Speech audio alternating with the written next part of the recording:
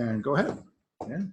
So like I said, a little rudimentary compared to some of the others, but I thought of something that I could give to my brother-in-law, who seems to be kind of a numbskull when it comes to being online. Very simple, as the slide says, social media sharing too much. Facebook, Instagram, all of them, you know, they all have their users agreements, but everything that you put on there is theirs, even though the user agreements, or even though they say that's not the case. And you can delete your content anytime you want. If it has at all been shared by anybody else, it's still on their servers and still their property. So I mean, that's one of the biggest concerns as far as I'm concerned. I don't want my family and my son's photos owned by someone else. Call it personal preference. The false sense of security that comes with that, it's all about your privacy settings and how you lock down your system. However, like I said, if it's been shared by anybody else, it's no longer yours.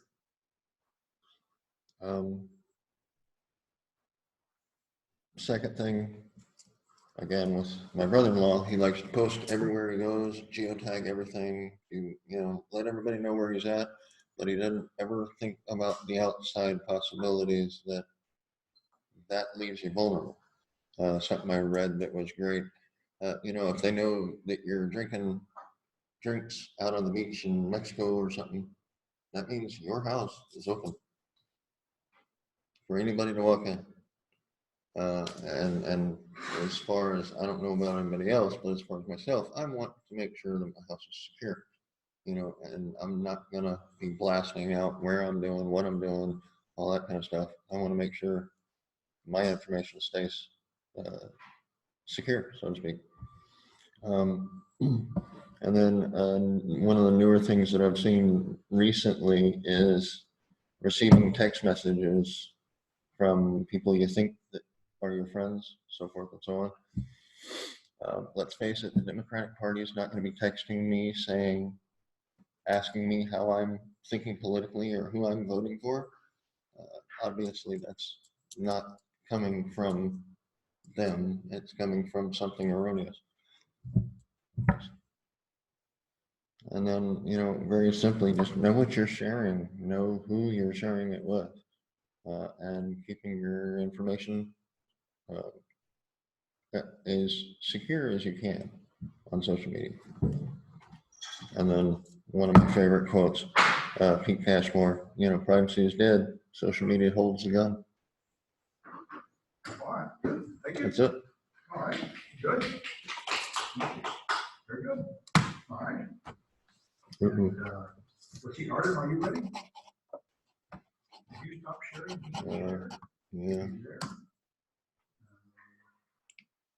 If I don't see any action at all. Are you ready? Great. So just start sharing your screen, Arden. And I will plug in a louder speaker. Okay, good. He's got it.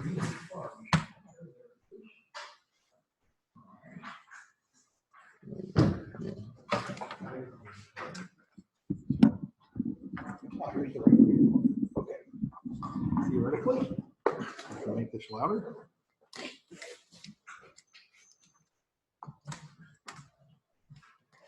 All right. Let me try turning up the speaker. Okay, that's a good sign. All right, try talking, Arden. Let's see if we can hear you.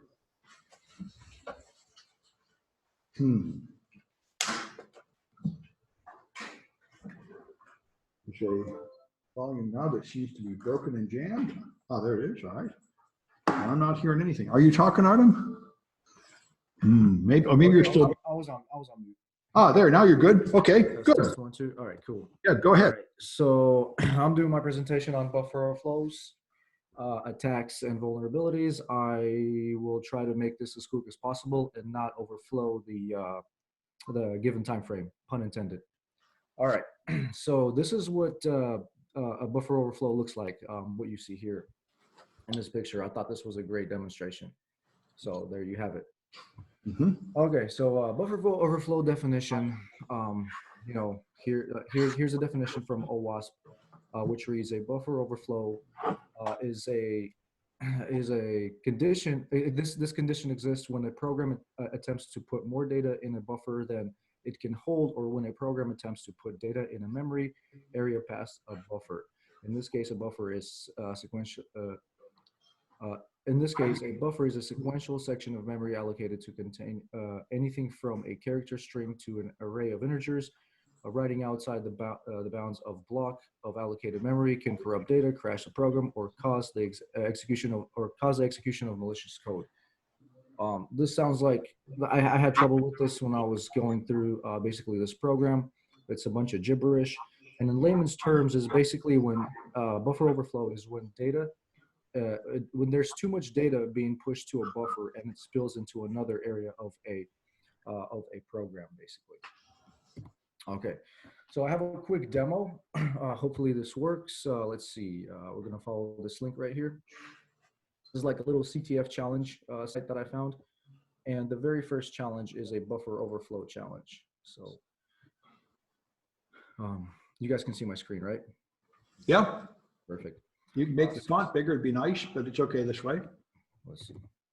Oh, that's better. Boom, Good. perfect. So they have you download this file, which I already have downloaded. All right. And it's in my files right here in my downloads. If I go to downloads, yeah, there it is. So I'll just delete this one right here. Move to trash. Okay. So what we do is if we go and execute the file that we just downloaded, which is in our downloads. Yes. So if we go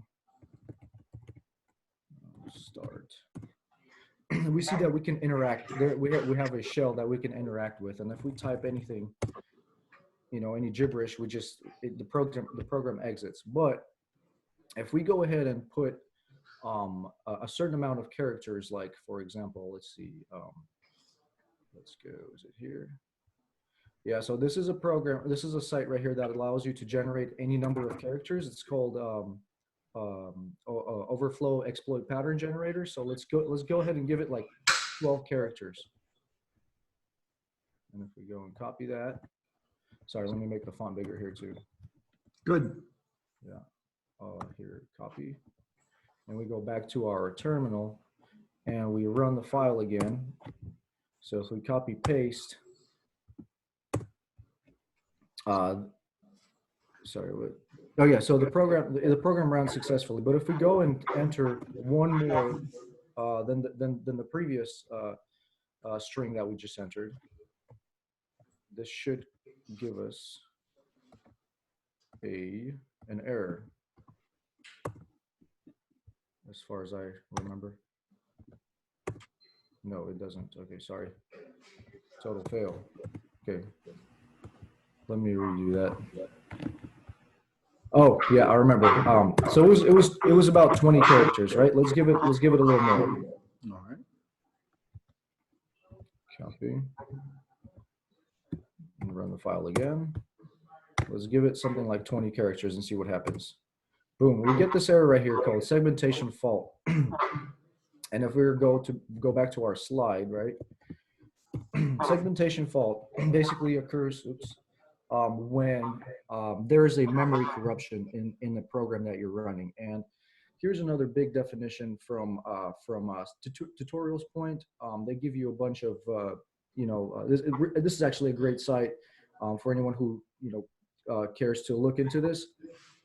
They give you reasons why this might occur, but in our case, it usually happens when a program, a section of a program tries to access another section of a program and doesn't have authorized access to it.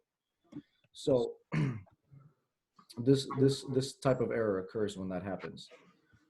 Another thing that I found is if we were to go and give it more characters, like let's say 60, right, to the same program.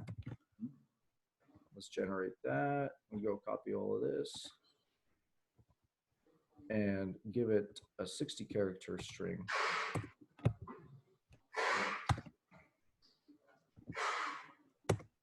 I noticed that I noticed that the program exits and gives me, it returns a shell, it returns like a line, an empty line. So let's see what happens if we were to do the same thing. If we were to do the same thing, same amount of characters, but this time we run an actual like a Linux command. What would happen then? So if we would go sudo genome dash terminal, what would happen then? Yeah, okay. Oops. That's cute. Sorry about that. So that's kind of a fail there on my part. Let's try that again.